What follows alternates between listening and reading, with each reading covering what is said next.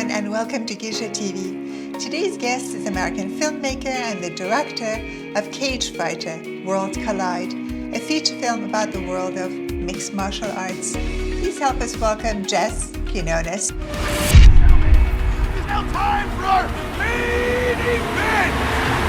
Are you ready for a new legend?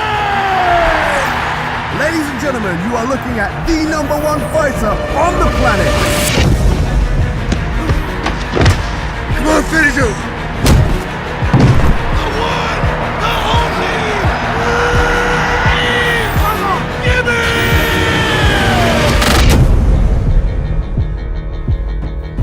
I got a proposition for you boys. I think the fans deserve something really special for the 6th title defense. Well, what have you got in mind? What are you thinking? Randy Stone. From pro wrestling? I am on a pilgrimage to scorch the earth, one broken leg at a time, until I am the last man standing.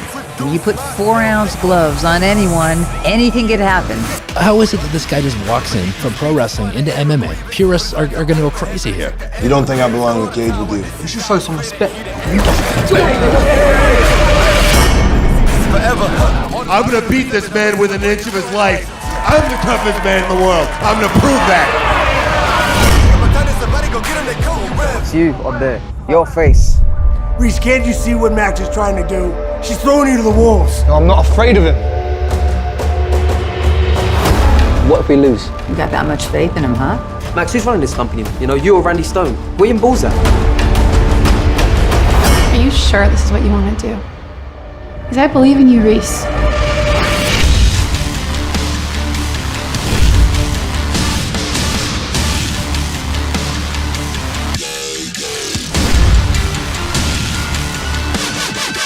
Done a pretty good job without balls, wouldn't you say, Reggie?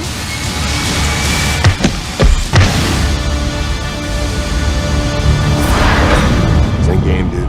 Randy, come on. This isn't scripted like the other place you came from. You know, Cagefighter is it's an action sports drama. I started working on the treatment for it while I was editing Calisthans. So that just shows you how long things take to get made. This is 5 years in the making. You know, and it's a very special film to me. It's, you know, it tells the story of Reese Gibbons, played by Alex Montagnani, who's also a really good friend of mine. And, you know, about, you know, Reese being, you know, kind of a 5-time division champion for a promotion called Legends, which is a fictional promotion that I created for the world of the film. And then he's sort of cleaned out the division. He's on top of the world. He's won loads of championships. He's sort of got movie deals coming out of his ears and sponsorship and all the rest of it. And his promoter, Max Black, played by Gina Gershon, goes to his agent, Reggie, and says, you know, for your 6th title defense, I'd like you to fight a guy called Randy Stone, who's like this wrestling champion. So it's a completely different sport. And at first, Reese balks at it. He's like, well, this sounds like a bit of a gimmick. And but he starts to realize that Randy Stone has a big following and a really big kind of, you know, wrestling fan base. And it's an opportunity for Reese to cross over, like kind of the way Conor McGregor did when he fought Floyd Mayweather. And we actually managed to get a guy called John Moxley, who's actually in AEW and a big wrestling star in his own right, to play that role. So it was really cool. And so, you know, Reese is preparing for the fight and he's training under his kind of head coach, Marcus, who was played by UFC star Chuck Liddell. And but he's not taking it that serious, not as serious as he should.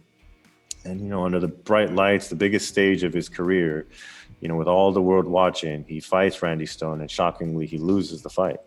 And then you know, he loses his sponsorship deals, he loses his kind of, you know, movie deals, and it kind of follows a little bit of some MMA fighters like Ronda Rousey and Daniel Cormier. So I did kind of pull from real life in that sense. So his world kind of comes crumbling down, and, you know, the story unfolds and watches as he starts to pull those pieces together and build himself back up. And yeah, it's something we shot it in Regina, Saskatchewan in Canada. It's a British centric set in London, but shot in Canada.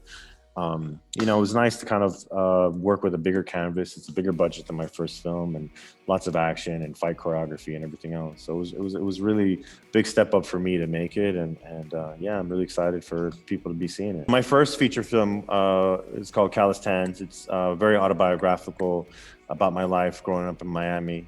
It's about this young boy called Josh, who is like this aspiring baseball player, and he's got a dream of being like the next Alex Rodriguez, and he's got this stepfather called Bird, who's played by Andre Arroyo, who's trying to push him to be like this baseball star. And then his mom, Debbie, played by Daisy Haggard, you know, reaches this point where she kind of needs to get some support because Bird is pushing the boy really hard, but he's also a crack addict, and he's quite violent. And you know, Debbie's trying to fix her life, and she reaches out to her father, Solomon, and the father, so the boy's grandfather, tells her that he'll help her on the condition that the boy has a bar mitzvah, which my grandfather did do in real life. And then you know, it kind of becomes this coming of age story, watching the boy Josh kind of being torn between following his stepfather's pursuit of wanting him to be a baseball star, and also just sort of discovering his own path and figuring out what he wants to do with his life. And yeah, you know, very personal story, and sometimes a little harrowing to make, but kind of a cathartic experience. And definitely that kind of was like my film school. You know, I learned so much. Very intense 18-day shoot in Miami years ago now, like 2012. And so it was very, very proud to have it out. It's on Amazon, both in the US and the UK, and it's nice to kind of have it out in the world, you know. All right, time for the meat and potatoes. Give me a price tag. $12 million. Woo! Your last name ain't Trump, is it? You wanna watch like that? Yeah. Damn right you do. Everybody wanna watch like that. How we get it?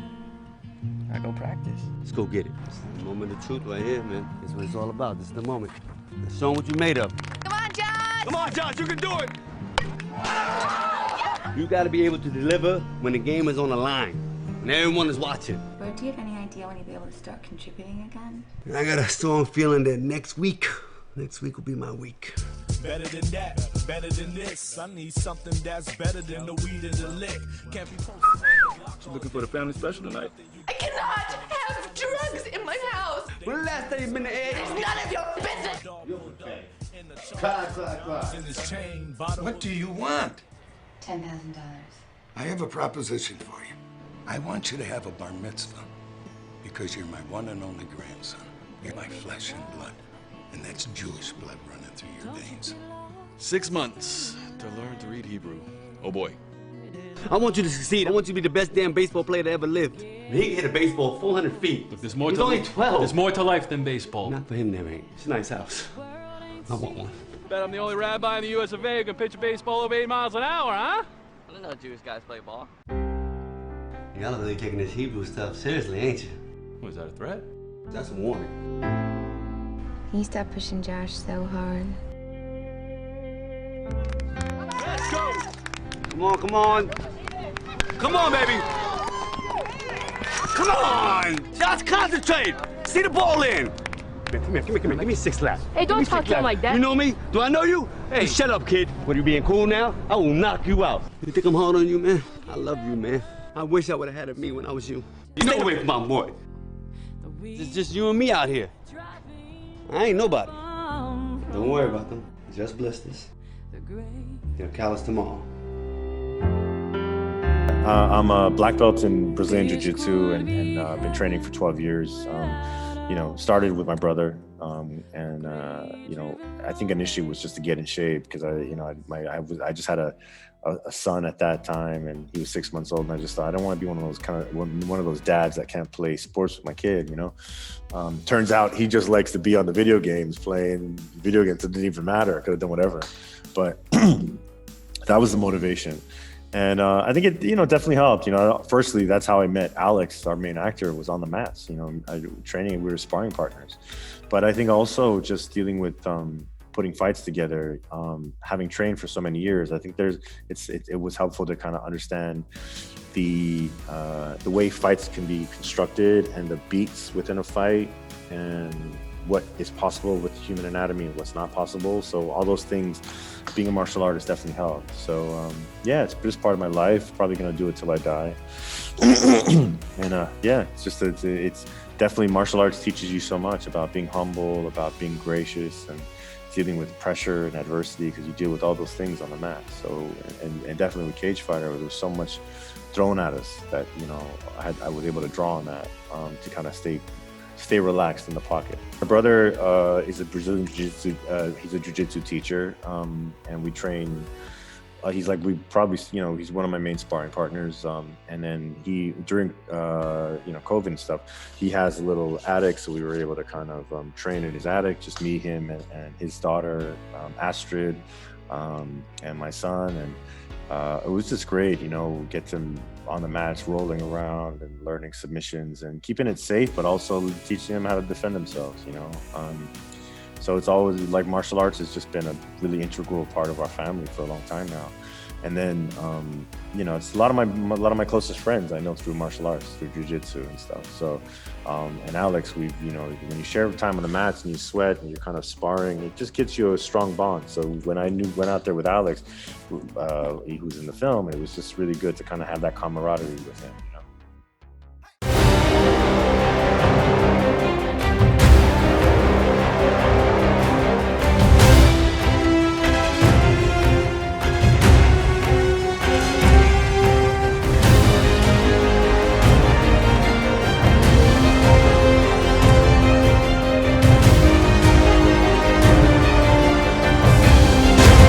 In terms of the casting, obviously it started, you know, and Alex was just starting off when we started putting the film together. He was just a fight choreographer, but then through a series of events, the main actor we had in mind pulled out, and so Alex was there. And it was one of them things where we were about 3 weeks out from shooting, and we needed somebody who could pull off the choreography, but that could also act. And Alex has been acting for a long time anyway. And I just thought, there's no one else that could play this part. He's the guy. So, you know, I asked him to come out to Saskatchewan a bit early, and I mean, he threw himself completely into the role. You know, he really worked hard. And John Moxley, I just felt like with a character like Randy Stone, you know, a big wrestling superstar, you kind of had to get, you know, I didn't want to get an actor for that. I wanted somebody that actually lived and breathed that. And John Moxley was fantastic. I mean, he improv so many of his lines, and you know, he was able to bring a swagger to the role that I don't think an actor could have done. You know, he's a big old beast of a guy and physically very powerful, and can pull off promos out of his ass. You know, I mean, some of the promo, you know, there was a whole press conference scene. I mean, he just basically improv the entire scene. And then Gina Gershon, I just felt like, you know, I wanted to kind of flip that role a little bit. You always see the cigar smoking promoter, you know, with the kind of hat and everything. And I just felt like it'd be cool to put someone in there, like a woman who was powerful, who was fearless, and who was breaking new ground. And for that, Gina Gershon just felt like a really obvious choice. She's sexy, she's cool, she's powerful. And she, as soon as she was on set, she demanded a certain level of respect from everyone, cast and crew. So I thought she was fantastic. And she's such a great actor to work with, you know, just so experienced. It's just came so prepared. And I learned a lot from her, working with her, you know. You're in a good mood. Yeah, are you kidding me? I got sponsors coming out of my ears, my eyes, my ass. It's great. Congratulations. He had a great impact. I mean, obviously it was tricky releasing it during COVID, but fortunately, you know, I have two very tenacious producers in Shane Putzlocker and Sarah Shack, and they made sure that the film was released in spite of all the madness that was going on in the world. And it's nice to know that it's out there. And it's had a lot of nice knock-on effects. I got signed by Gersh in the States, and they've been pushing me to, you know, meeting a lot of really cool producers. And I've just I used lockdown basically to write, and I wrote my next feature film, which is a heist movie. Still has action and sport elements to it, but it's something I'm really, really excited about. And just in the process of starting to find a home for that project. And yeah, so let's see. I'm just doing a lot of writing and you know, hoping to make my third feature film in the not too distant future, you know. Yeah, so April 1st, Cagefighter comes to Crackle. It's available on, that SVOD platform. And yeah, just if you like the film, I hope you tweet about it and Instagram about it and all that good stuff, and just let the world know about it, Thank you so much for watching. We hope you consider subscribing to our YouTube channel and to following Geisha and Geisha TV on your preferred social media platforms. You will find the links down below. Hope to see you soon. Just when will I see you again? When I'm with you, I can't help but wondering, when will I see you again?